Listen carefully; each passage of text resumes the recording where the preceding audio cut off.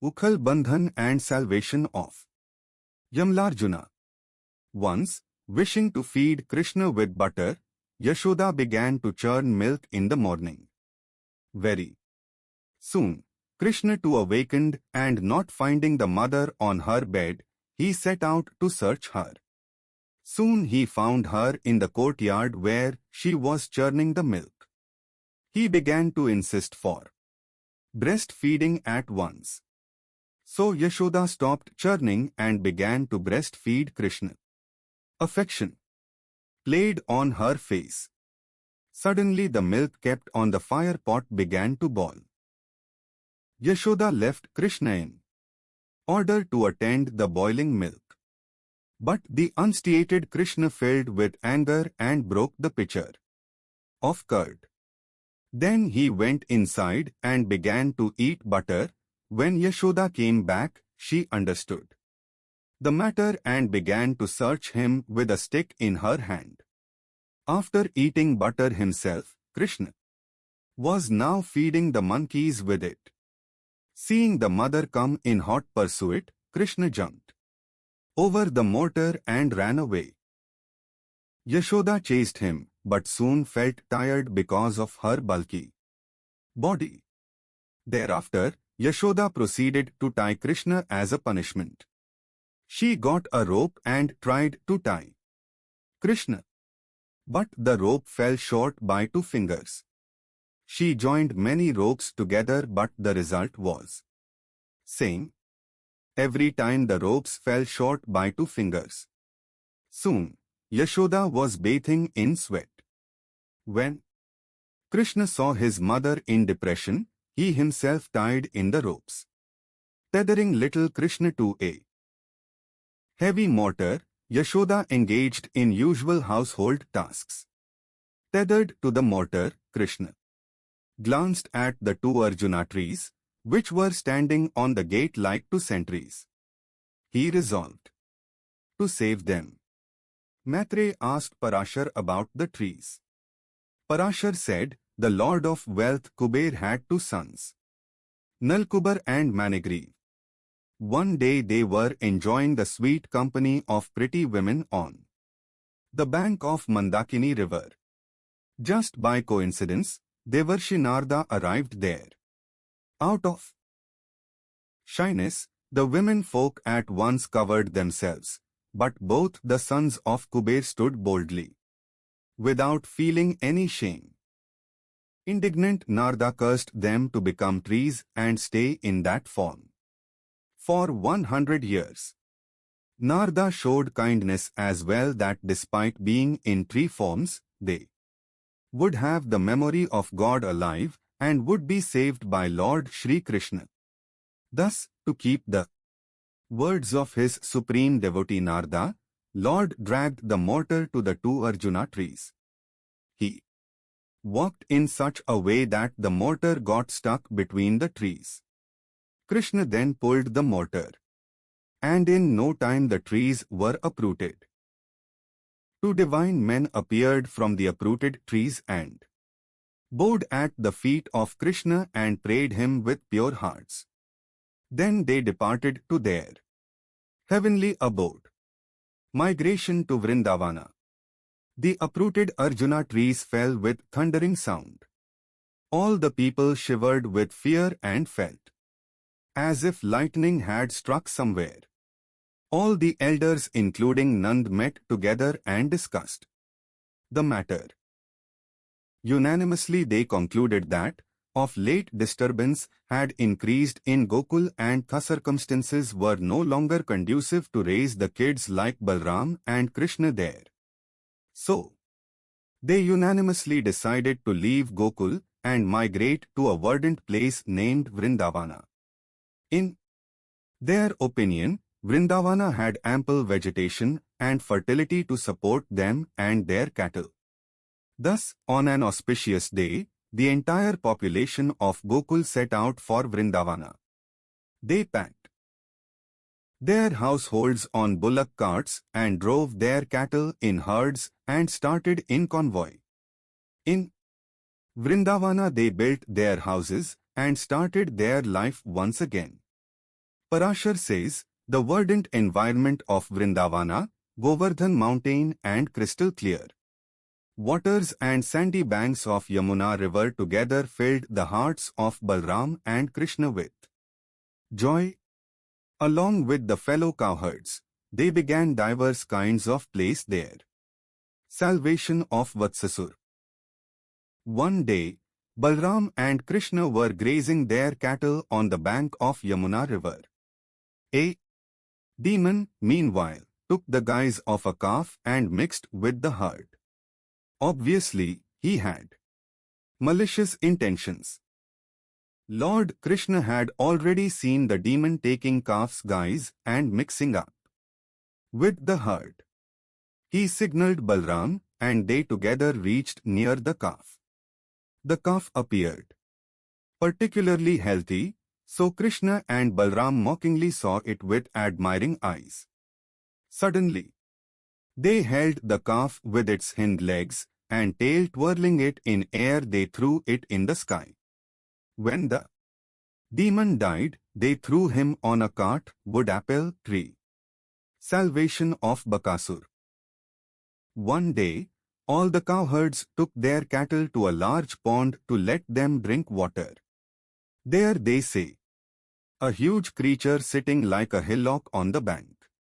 They were frightened by its appearance. The creature was in fact a demon named Bakasur who had arrived there in the guise of a stork. He was himself very strong and had a long pointed bill.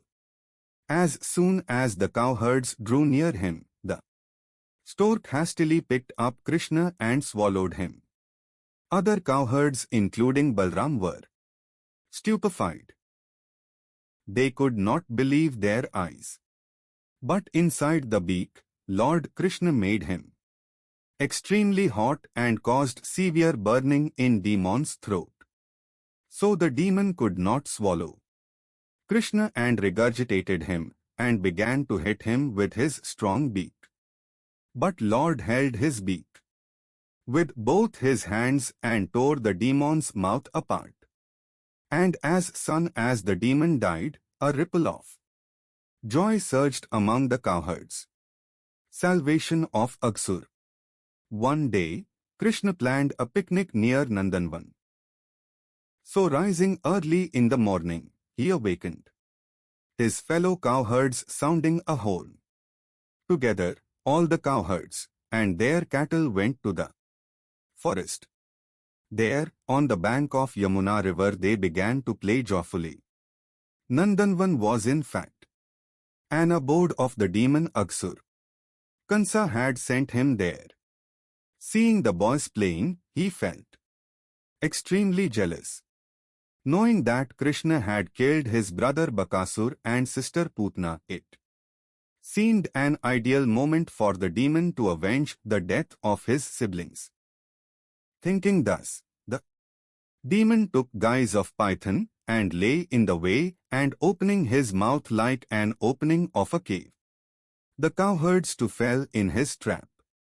Thus driven by curiosity, all the cowherds entered the demon mouth one by one.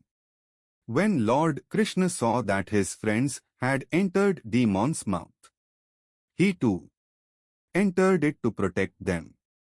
Aghasur wanted to masticate the cowherds including Lord Krishna, but the Lord increased his body and choked demon throat. Now the breath of demon stopped. His eyes rolled over and at last his life left his body through Brahmarandhra, cosmic pore. With his ambrosial eye, Lord resurrected these dead fellows and their cattle, and together they came out of the demon's mouth. As soon as the demon died, a divine flame emerged from the python's mouth. It waited there some time for God. And when Lord Krishna came out, the flame mingled with him. Attachment of Brahma, stealing of cattle and cowherds. Parashar says, the cowherds told the tale of Aghasur's salvation to their parents only after a year of the incidents. During that period of 1 year, Lord Krishna multiplied himself and took the guise of his fellow cowherd and their stock of cattle to remove the illusion of Brahma, who was the cause of the following incidents. After Agsur's life mingled with God, Lord Krishna came with his fellow cowherd on the bank of Yamuna. They left their cattle to graze freely, and they sat together to take their lunch. All of the cowherds tasted one another's food, as they wanted to feed Krishna with the tasty food. Meanwhile, surprised by Agsur's salvation, Brahma too had arrived there and saw Krishna eating food defiled by the cowherds. With that sight, Brahma grew suspicious if Krishna was indeed an incarnation of Lord. Thus driven by the illusion and to test the authenticity of Lord's incarnation, Brahma kidnapped all the cattle first, and when Krishna went out to search the cattle, Brahma kidnapped and concealed the cowherds also. Soon Lord Krishna understood the craftiness of Brahma, so he multiplied himself into his fellow cowherds and cattle. Replicas resembled truly to the cowherds in appearance, complexion, nature, activities, voice, sticks and even in costumes. The replicas remain in existence for complete 1 year. Back there, when Brahma returned after hiding the cowherds and the cattle, he was stunned to see the cowherds and cattle as usual. Brahma was feeling dizzy when Lord bestowed his grace on him. Brahma saw Narayana in every dust particle. Brahma therefore bowed his head at the feet of Lord and said, "O Lord, I submit before you. You can be won only with devotion and not by ego. No one can know your omnipresent appearance." Thus praying and worshipping Lord Narayana, Brahma returned to his abode. The cowherds remained separated from God for 1 year. But they felt as if only half a second had passed because of the illusionary influence of God. That is why they related the incidents of Agsur's killing to their parents only after a year. It took place. Salvation of Dhenukasur. When Krishna and Balram entered 6th year of their ages, they got the permission to take the cattle out for grazing.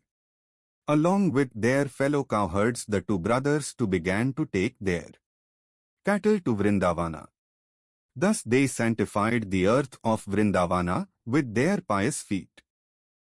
Seeing the beauty of Vrindavana, with beautiful, colorful flowers and sweet fruits, Lord Krishna felt overjoyed. He then used to graze his cattle at the foothills of Govardhan and on the banks of Yamuna river. Playing flute was his favorite pastime. One day Krishna's beloved friend Sudama said, "Kanhaya, there is a beautiful forest named Talvana. It has uncountable numbers of trees laden with ripe fruits. But a formidable demon Dhenukasur guards that forest. He is very strong. So no one goes there. Even animals and birds shun that place. But we are tempted to eat those sweet, delicious fruits.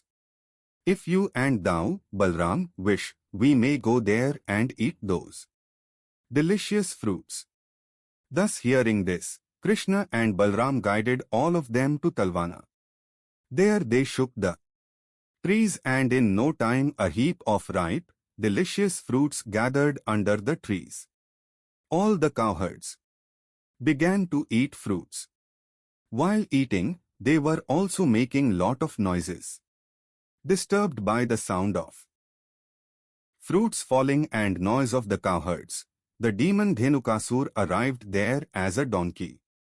He was braying loudly and tried to hit Balram, but Balram caught him by his hind legs and threw him in the air. The demon died in an instant. Since that day, everyone visited Talwana fearlessly and the cattle grazed there freely.